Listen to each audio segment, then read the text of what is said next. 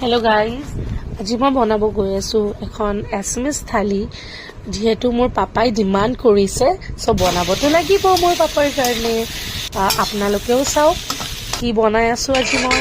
যিহেতু আপুনি জানে মই পাঞ্জাবী ছোৱালী হয়, কিন্তু মনটোতো মোৰ অসমৰ হয়।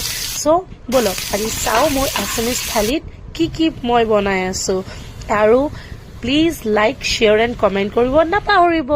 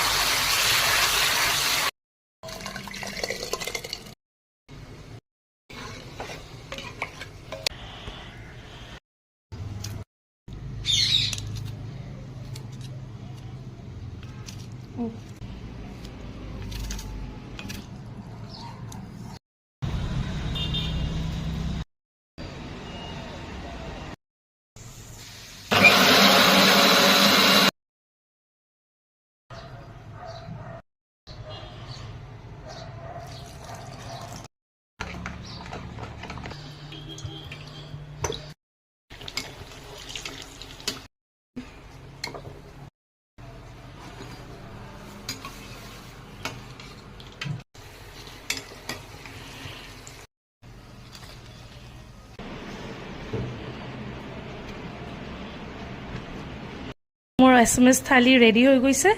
চ' গাইজ চাওক মই কি বনালোঁ আজি।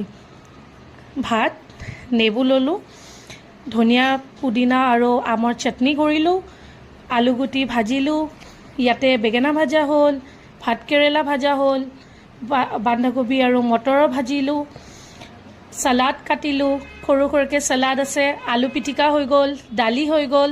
চ' এইটো হ'ল মোৰ অসমীয়া থালি, যোনটো আজি মই প্ৰিপেয়াৰ কৰিছোঁ। চ' এতিয়া চাওঁ মই খাই কেনেকুৱা লাগে।